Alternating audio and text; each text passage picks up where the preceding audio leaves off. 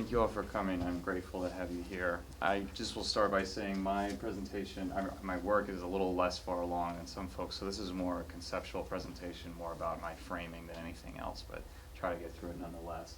I'm looking at downstream energy justice and the renewable energy transition taking place here, and I'll get into some of the definitions of those terms as we go forward.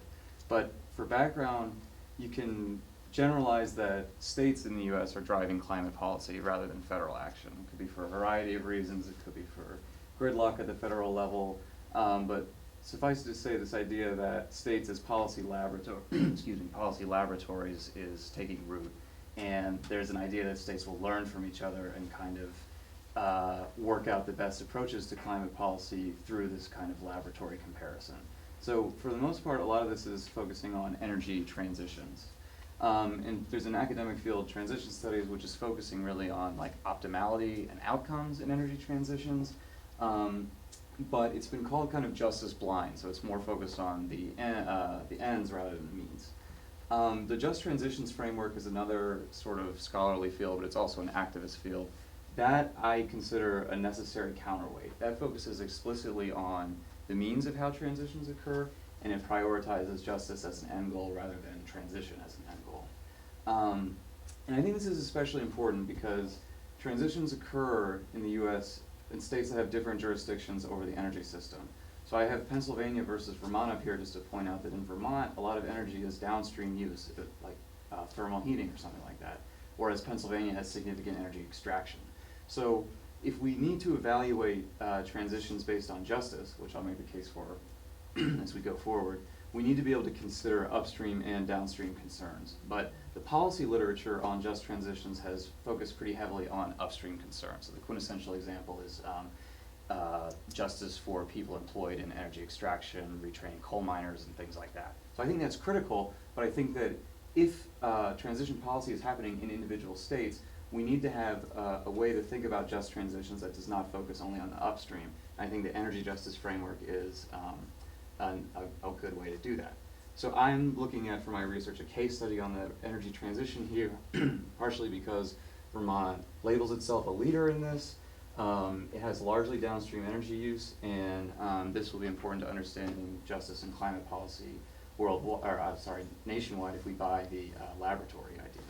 So to get into some of the terms I was just saying and give more clear definitions, when I'm talking about the energy system, I'm talking about a network from wellhead to washing machine. So the wellhead would be upstream extraction or production. Washing machine would be downstream uses in your home. You could also include heating and things like that in the downstream. And I also consider it socio-technical, which means you can't separate the social from like the engineering factors. So the example I was thinking of to demonstrate this is electricity blackout is a technological failure, but it has immense social ramifications. And so that is a demonstration of socio-technicality in the energy system. When I'm talking about transition policy in Vermont, I mean the purpose of state policies, looking a little bit on the regulatory side with the Comprehensive Energy Plan. I'm also looking at the legislative side with the Renewable Energy Standard, and also interstate activity with RGGI. When I'm saying just transition, I'm trying to take this idea of fair distribution of harms and benefits, accompanying a jurisdiction's shift, especially with respect to addressing previously wronged communities or pre-existing wrongs. And I take the argument from Williams and Doyon here that there are moral and instrumental reasons to pursue a just transition. I think it's kind of clear that it's moral in and of itself, but regrettably in policy that doesn't really carry much water. So you have to make the instrumental argument that if our energy systems are so socio-technical, they're so critical to social relationships, and if you change the material basis of them, they'll have sweeping, I already said ramifications, but ramifications. You need to have as big of a political coalition supporting it as possible, or else people will defect and you won't be able to achieve the transition. So that's the instrumental reason, is that you can pursue justice and require justice as a way to broaden the coalition of support. When I talk about the energy justice framework, I'm talking about something a little bit broader. So rather than only transitions, the energy justice framework usually looks at the energy system in a static way. It holds that marginalized people face disproportionate hazards and disproportionate hazards and also are disproportionately denied benefits. So it's very much related to environmental justice. People have posited that an energy just system would be global, it would have fair distribution, it would be representative, and it would have inclusive participation. And that gets to these three types of justice from the environmental justice field.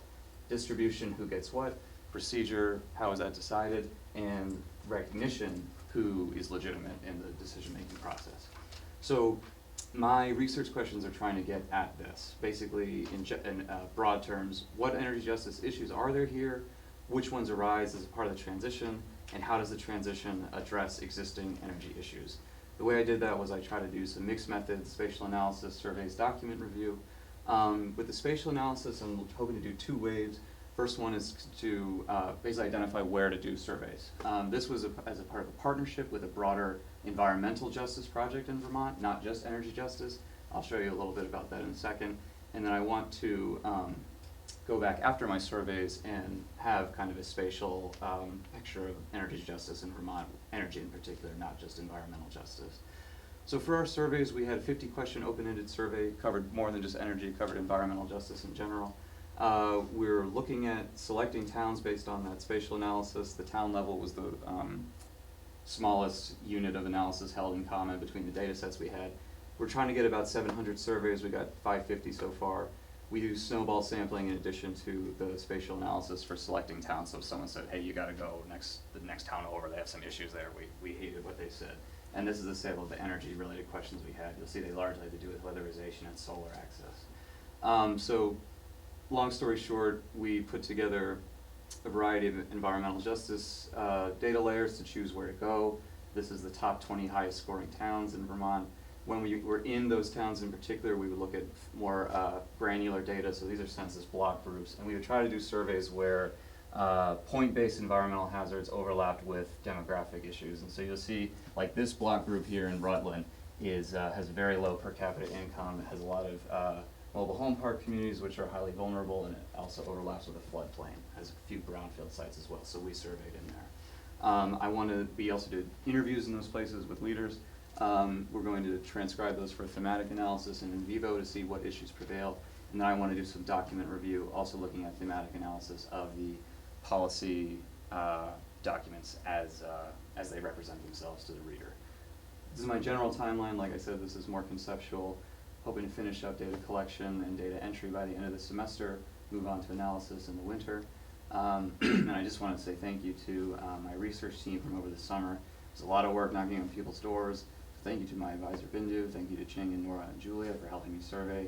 I have a picture of almost all of us, but it's hard to get one of just Ching alone. But in the spirit of talking about environmental justice, this is a very beautiful picture from Bennington, although this waterway is contaminated with PFOA. So just keep that in mind. These are just some cited sources. Thank you.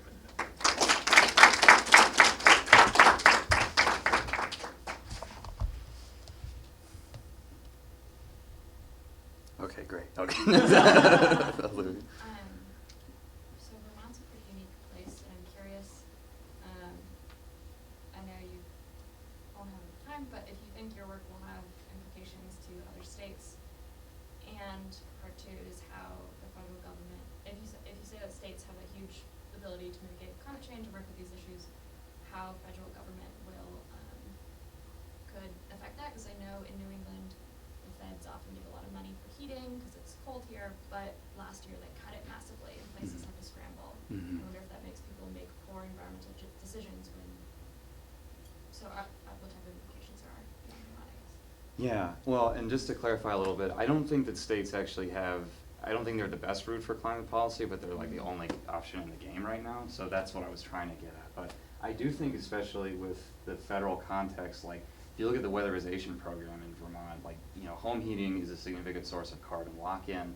If you want to really reduce Vermont's greenhouse gas emissions 90%, you're going to have to do that across all the income or all the wealth brackets. You won't be able to do that without the weatherization program, which was not funded, as I'm remembering correctly, in the most recent budget. So, you know, there's some room for Vermont to cover that gap, but it depends. It's a federal program ultimately that it's depending on. Wilton, your hand was raised. I can go after. Okay.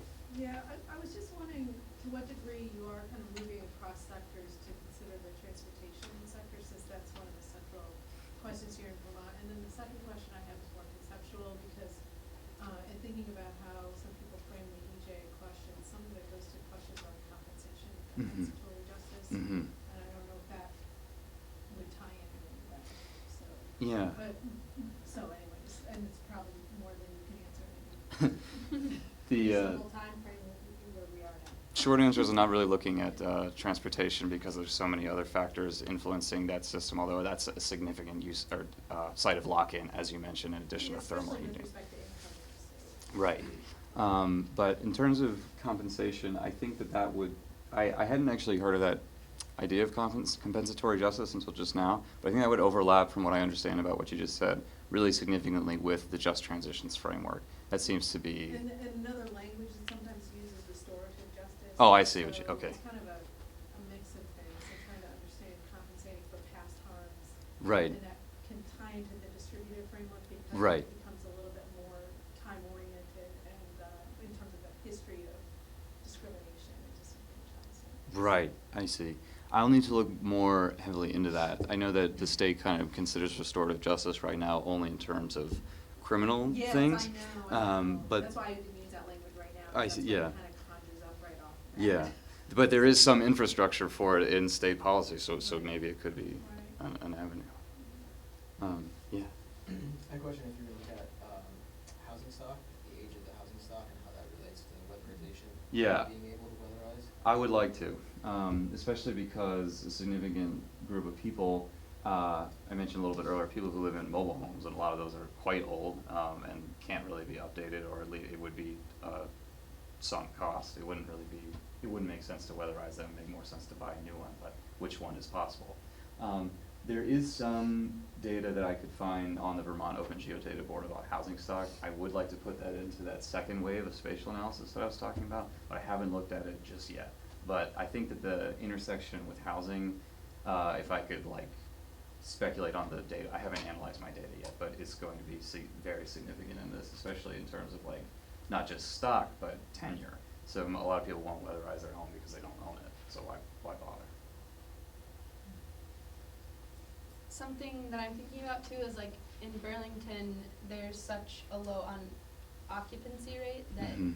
their own like the landlords own the or the land people own the houses, but they don't have any need to, like they have no incentive to weatherize. Right. And so I don't remember if on the map, like, because I wasn't thinking about Burlington, but Yeah. if that was part of your survey, and then like It was. it's not a low. I don't think it would be like Chittenden County is not in the low socioeconomic, but like. There are some block groups in Burlington that are the poorest in the state. Yeah. Or yeah, I didn't know it was by. But anyway, I was Oh, wondering sorry. if you could comment on that. Yeah. Like how that fits into your initial assessment. Yeah, well, I think that it goes to show some of the difficulty of looking at transition studies only in terms of like the end point, because you can't really optimize from that point of view. And so Burlington has a net zero energy plan that says we would love it if all of you landlords weatherize these homes, but ain't gonna happen. So you need a political movement, which I think the only way to accomplish that is through the Just Transitions framework. Mm-hmm. So I don't have the answer to your But you're thinking of I don't have the it. solution, Yeah. but I'm trying to think about it. Totally. All right, cool. Thank you. all